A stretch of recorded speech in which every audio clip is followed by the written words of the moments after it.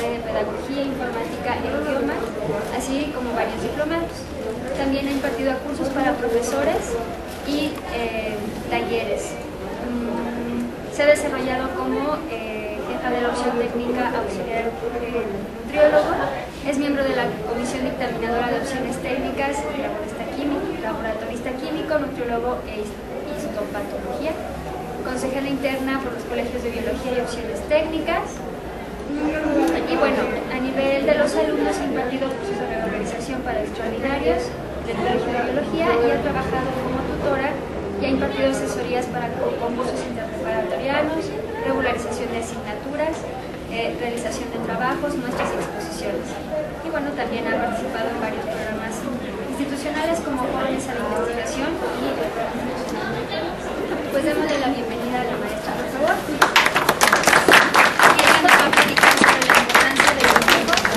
En la biología. Bienvenida. Gracias. Bueno, pues esperamos a que entren, pásenle. Me da mucho gusto estar con ustedes y sobre todo, bueno, en este tema que para mí no es así como muy amplio, pero sí es muy utilizado. En cuestión de la importancia de la biología en lo que viene siendo la importancia del dibujo en la biología.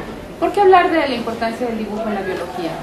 Bueno, en la actualidad ha surgido una pregunta muy importante, no solo para mí, sino para varios maestros de biología, en el cual hemos notado que muchos de nuestros chicos ya no realizan dibujos, ¿sí?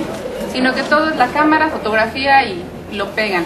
Entonces, bueno, ¿qué ha pasado con esa parte del dibujo, de la parte de la expresión por parte de ustedes, esa actividad, el desarrollo motriz fino y la coordinación? O sea, como que ya no vemos que les agrada esa parte del dibujo y sin embargo sentimos que es necesario este desarrollo, ¿no? Bueno, entonces, comenzando, el dibujo, bueno, es un arte y su objetivo es representar sobre todo una superficie, formas naturales o formas artificiales, y también podemos utilizarlo para representar ideas, sobre todo imaginando cosas por parte del hombre. Sigue, por favor. Es una forma de lenguaje. Nosotros hemos visto que a través del dibujo ustedes no solo platican algo, sino comunican sus ideas, expresan sus sentimientos. Y podemos comunicarnos, no importa el idioma que hable la gente, a través de un dibujo cualquiera puede entendernos qué es lo que estamos expresando. Entonces, se ha visto que a través de nuestros dibujos la forma de comunicación pues ha sido muy generalizada, pero además algo muy importante es que no es de ahorita. ¿Desde cuándo surgen los dibujos? A ver, ¿quién se puede imaginar? Desde la prehistoria, exactamente. O sea, si nosotros nos remontamos un poco hacia nuestros antepasados, bueno, desde el origen del hombre se han utilizado los dibujos como una forma de expresión y de comunicación. Un ejemplo de ello, bueno, pues lo vemos a través de las pinturas, usando pinturas naturales o extractos de sustancias naturales. Nosotros podemos ver aquí en este esquemita, bueno, qué es lo que hacían nuestros antepasados para poder marcar nuestras rocas y dejar indicios de qué es lo que hacían ellos en el pasado, ¿sí? Entonces, en el paso por el mundo, el hombre ha dejado plasmados sus evidencias en las cuevas, piedras, paredes rocosas e innumerables representaciones de animales, plantas u objetos que tenía a su alcance, ¿sí? Entonces, esto es muy importante, porque entonces estamos hablando de que tenemos esas impresiones y que están relacionadas con las ciencias naturales desde el mismo origen del hombre, ¿sí? ¿La que sigue? Y bueno, ¿cómo elaboraban esas pinturas rupestres? Bueno, pues utilizando colores naturales, como era el rojo o el amarillo, utilizados a través de las tierras que tenían hierro y óxidos de minerales, o el color negro, utilizando las osamentas carbonizadas de los animales, o el color blanco utilizando el yeso. Entonces, estos elementos naturales fueron utilizados para dejar plasmadas sus imágenes en estas pinturas rupestres. Con el paso de los tiempos, bueno, vemos que todas las civilizaciones antiguas nos han dejado alguna muestra a través de pinturas y de dibujos de qué es lo que pensaban o qué imaginaban en su momento estas civilizaciones. Un ejemplo de ello podemos verlo a través de la civilización egipcia, en la cual su abecedario está a base de dibujos y bueno, es una forma de comunicación. O también, por ejemplo, las pinturas de las ocas Meidum, en las cuales son ejemplos de las escenas del río Nilo, de algunos de los organismos que se encontraban aledaños a ellos, ¿sí? En la Edad Media, bueno, tampoco es la excepción. Nosotros sabemos que los dibujos es nuestra forma de representación, y en la Edad Media podemos ver como ejemplo los libros de los herbarios. En este caso, los herbarios eran la recopilación de las plantas medicinales. En ellos plasmaban para qué servía la planta, pero algo muy importante, el esquema de la planta, ¿sí? Tenían que tener el esquema, porque imagínense que describieran una planta pero no tuvieran el esquema. Entonces cualquiera podría confundirse, y entonces en lugar de ser una planta medicinal, a lo mejor era un veneno. Entonces era muy importante conservar la imagen de la planta. Otro ejemplo lo tenemos, por ejemplo, con Ulises Androbandi, que fue también un botánico, y él hizo más o menos, hablan de unos 8,000 dibujos acerca de diferentes plantas, las cuales fue acumulando para su herbario. Entonces, la descripción nuevamente de las plantas a diferentes niveles, y aquí con diferentes técnicas, ¿no? Ustedes han oído mencionar a Robert Hooke. En biología nosotros hablamos de Robert Hooke porque es el padre de la célula. Entonces, como padre de la célula lo identificamos inmediatamente como la persona o el personaje importante en la biología que dio inicio a la biología celular a partir del microscopio compuesto. Pero ¿cómo lo relacionamos con el dibujo? ¿Quién me podría decir por qué? Podría ser, bueno, de la manera en que lo que él veía dentro del microscopio lo plasmaba dentro de la papel, ¿no? Exactamente, porque la forma era plasmarlo en el papel. Porque, bueno, más que nada se utilizaba el recurso del dibujo para ejemplificar mejor una explicación. Exactamente. ¿Cómo iba a transmitir lo que observaba? Sobre todo de la misma manera para que otras personas, cuando quisieran conocer acerca de ese tema, no tendrían que necesariamente ver el microscopio compuesto, sino que podrían enseñarlo de manera los dibujos. Exactamente. Para que imagínense un mundo nuevo en el cual poca gente tenía acceso a él, que era la utilización del microscopio, y para que les creyeran que tenían que hacer, dibujar todo lo que observaban. Entonces ellos hacían álbumes de todo lo que observaban. Aquí tenemos un ejemplo de una microscopía, una fotografía, bueno, una imagen de dibujo que él hizo a través de lo que observó de hongos, de las esporas de los hongos y su germinación. También ustedes recordarán del mismo Robert Hooke, ¿de dónde surge la palabra célula? Pues a través de la imagen del corcho, que él lo pasó a dibujo, plasmando las celdillas de las células del corcho, que no vio a las células como tal, pero esas celdillas significan célula. Entonces de ahí la palabra célula, y de ahí el nombre del padre de la célula.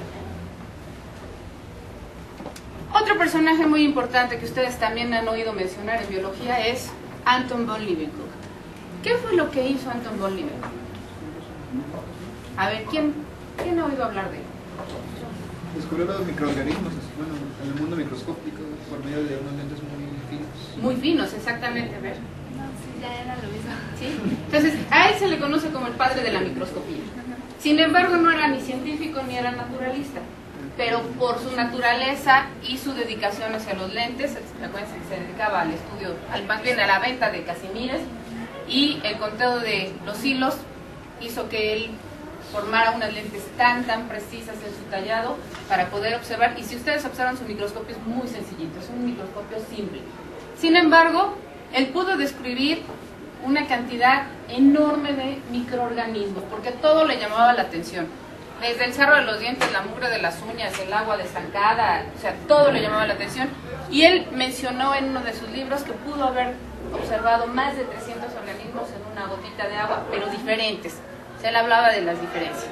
¿Cómo pudo haberlo plasmado? Bueno, pues a través de los dibujos. Entonces dejó un catálogo muy grande de dibujos, Anton von Leeuwenhoek. ¿Sí? Otro ejemplo también de la biología tenemos, por ejemplo, Ernest Haeckel, que él habla sobre la evolución, y para hablar de la evolución habla de los organismos y la comparación embriológica de los organismos. Entonces aquí tenemos un ejemplo de sus dibujos a través de la observación de la embriología de los organismos, y fue plasmando de manera comparativa estos dibujos de los organismos. Entonces también podemos encontrar una gran cantidad de esquemas sobre la evolución de diferentes organismos y su comparación. Ahora bien, estos son algunos ejemplos que nos han dado sobre la aplicación del dibujo a través del tiempo. Vamos a encontrar muchísimos ejemplos, ¿sí? A cualquier nivel. Pero bueno, estos dibujos que nosotros estamos hablando forman parte ¿de qué? De las ilustraciones. Las ilustraciones nosotros las manejamos como las fotografías, los dibujos o las pinturas que constituyen uno de los tipos de información gráfica más ampliamente empleados en los contextos de la enseñanza y del aprendizaje. ¿Por qué nosotros estamos relacionando de esta manera? Porque a nosotros nos interesa de que ustedes utilicen el dibujo como una forma de aprendizaje. O sea, no nada más es copiar por copiar, sino que realmente cuando ustedes hagan un dibujo, encuentren sentido para qué es su dibujo. No nada más es copiar lo que en el pizarrón les ponemos, o no es copiar lo que en la imagen de internet aparece, ¿sí? Inclusive, bueno, Einstein un día dijo una frase, no recuerdo bien, pero el concepto era que si lo dibujo bien es porque lo entiendo. Exactamente, si lo dibujo bien es porque lo entiendo. Aquí tenemos algo muy importante. No nada más, cuando ustedes ven al microscopio, yo me he dado cuenta que si entendieron o no entendieron lo que estaban viendo, simplemente con sus dibujos. O sea, a veces pensamos que habláramos idiomas diferentes los maestros y los alumnos. ¿Qué vieron? 2 bolitas y punto. ¿Realmente eran 2 bolitas nada más? ¿O no tuvieron esa habilidad de fijarse, de observar con cuidado, de detenerse un momento a observar lo que estaban viendo a través del microscopio? Entonces, siento que a veces así como que nos rebasan y quieren todo tan rápido, quieren así como que las cosas tan veloces, que nada más una fotografía, clic y ya, y lo subo y lo pongo, y ¿qué pasó con todo lo demás? ¿Sí? Con todo lo que yo tengo que desarrollar.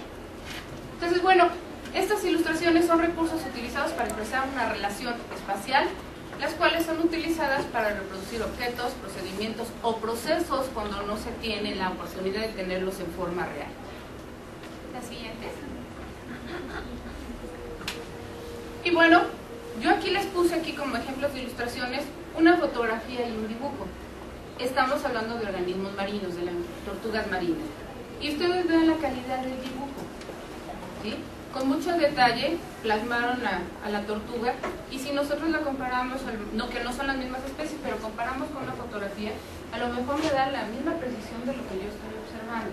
No la calidad en el color y todas estas cosas, pero observan el dibujo, con qué precisión formaron estos dibujos. Entonces, bueno, cuando nosotros hacemos presentamos nuestras imágenes, tenemos que cuestionarnos diferentes preguntas, ¿sí? Como, ¿qué imágenes queremos presentar? ¿Con qué cantidad, qué calidad vamos a utilizar? ¿Sí? Y eso se aplica para la fotografía, el dibujo, la pintura. ¿Con qué intenciones vamos a hacer esa fotografía? Si vamos a describir, si vamos a explicar, si vamos a complementar o vamos a reforzar un conocimiento. Esa fotografía asociada que está, o sea, ¿qué tipo de anotación le voy a poner? ¿Y a quiénes va a estar dirigida? ¿Si a los alumnos o a los profesores? Entonces, cuando ustedes hagan su dibujo, por ejemplo, en una práctica, ¿qué finalidad tiene ese dibujo en esa práctica? O sea, nada más fue poner y ponerlo, punto, para salir del problema y me gano mis 5, mis 6. ¿O realmente yo aprendí algo y a través de ese dibujo se lo voy a demostrar al maestro lo que aprendí? ¿Sí se dan cuenta? O sea, eso es lo que queremos que ustedes empiecen a pensar, ¿para qué estoy haciendo las cosas?